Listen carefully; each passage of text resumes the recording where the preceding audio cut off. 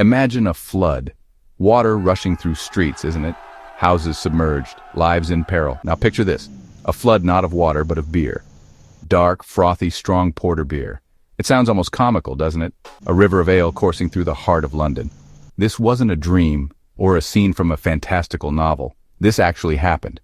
In 1814, the city of London experienced one of the strangest disasters in its long, storied history. A colossal vat, brimming with thousands of barrels of fermenting porter, catastrophically failed. The resulting deluge was powerful, swift, and utterly devastating. Real people were caught in its path. Lives were tragically cut short. Homes were obliterated. The London beer flood ripped through a poor, densely packed neighborhood, leaving a trail of sorrow and ruin in its wake. It's a tale that highlights the precariousness of life for the urban poor in Georgian England. We often forget the human cost behind these historical curiosities. We will explore the brewery that unleashed this alcoholic torrent. We will uncover the stories of the victims and the heroes. And we will see how this bizarre, tragic event echoed through the halls of justice and eventually led to changes in the brewing world. This is more than just a quirky historical anecdote. It's a window into the past, a story of industrial ambition, human vulnerability, and a day London drowned in beer. If you enjoyed this story, please give us a thumbs up, subscribe to our channel, and thank you for watching. Our story unfolds at the Horseshoe Brewery. Moo & Co.'s Horseshoe Brewery, situated on Tottenham Court Road, was a veritable giant in London's thriving brewing industry. It was a name synonymous with porter, that dark, rich, and incredibly popular beer of the time. The brewery was a sprawling complex, a testament to the scale and ambition of early 19th century manufacturing. Porter was king in Georgian London. The Industrial Revolution was transforming Britain, and brewing was no exception. The Horseshoe Brewery was a symbol of this progress, a powerhouse of fermentation. The vats at the Horseshoe Brewery were truly colossal. One of the largest vats, the one that would become infamous, stood an astonishing 22 feet high. It was bound by massive iron hoops, each one struggling to contain the immense pressure of the fermenting liquid within. These vats were engineering marvels of their time, built from sturdy timber and designed to hold hundreds of thousands of gallons. However, these behemoths of brewing also posed an inherent risk. The bigger they were, the harder they would fall, or in this case, burst. Monday, October 17th, 1814, began like any other day at the Horseshoe Brewery. The air was thick with the familiar, malty aroma of brewing. Workers moved about their tasks, the machinery of beer production humming along. There was no premonition of the disaster that was about to strike. Around 4:30 in the afternoon, a brewery storehouse clerk named George Crick noticed something amiss. One of the huge iron hoops, a band almost 3 inches thick, around the largest fermentation vat had snapped. This vat, a behemoth containing the equivalent of over 3,500 barrels of porter, was showing signs of strain. Crick, aware of the potential danger, reported the issue to his superiors. However, it seems the initial assessment was that it was not an immediate, critical threat. About an hour later, around 5:30 p.m., the unthinkable happened. The weakened vat, unable to bear the colossal pressure of its contents any longer, didn't just leak, it exploded.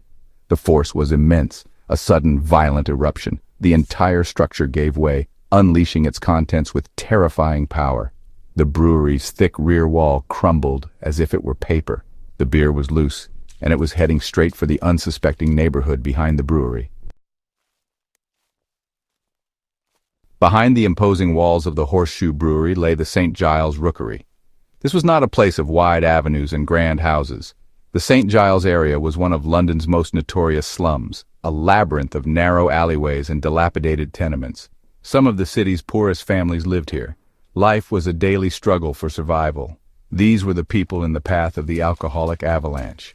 When the brewery wall collapsed, a 15-foot wave of porter crashed into the rookery. It swept down the narrow streets, a dark, churning tide. The flimsy structures stood little chance. Walls buckled and collapsed. Houses were smashed apart by the sheer volume and power of the beer. The floodwaters quickly inundated the low-lying cellars. These subterranean dwellings became death traps. Utter chaos erupted. People ran screaming, trying to escape the surging tide. The air filled with the smell of porter, mingled with dust and cries. The St. Giles Rookery became a scene of unimaginable horror and devastation. Section 5. Tragedy in the Tenements. The Human Cost. The London beer flood was not a victimless accident. The torrent of porter claimed the lives of 8 people. Most of them were women and children, the most vulnerable inhabitants of the St. Giles Rookery. Among the dead was a young girl named Hannah Banfield, just 4 years old. She was having tea with her mother, Mary Banfield, in their basement home on New Street when the waves struck. Mary also perished. Eleanor Cooper, a 14-year-old servant girl, was washing pots in the cellar of the Tavistock Arms public house when the beer surged in, and she too lost her life. The primary cause of death for most victims was drowning in the beer or being crushed by collapsing buildings. The task of recovering the bodies from the wreckage in the beer-soaked cellars was grim and harrowing. Rescuers waded through the sticky, debris-filled liquid, searching for survivors and retrieving the dead. The scene must have been utterly nightmarish for all involved.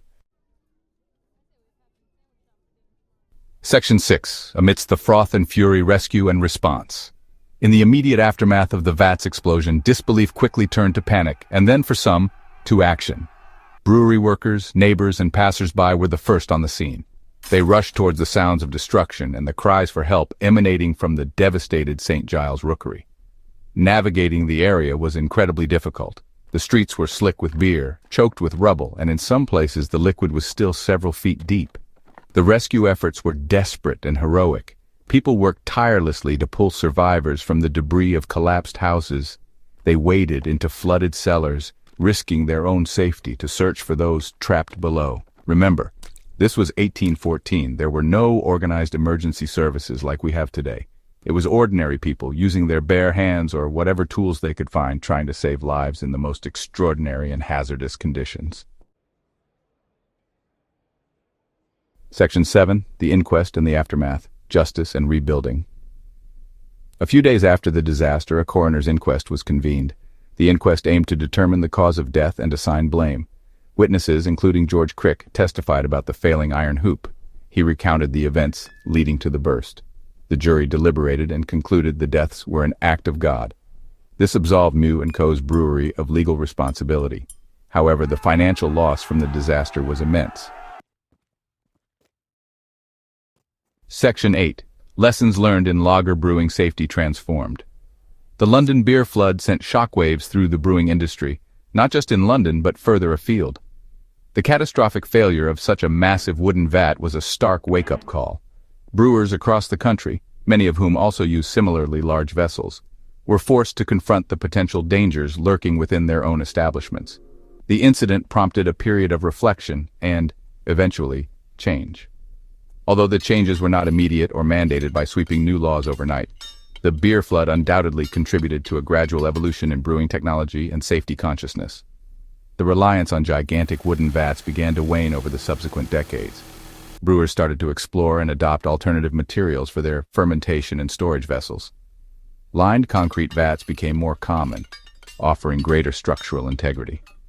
Later still, in the 20th century, stainless steel would become the industry standard, providing a much safer and more hygienic solution for large-scale brewing.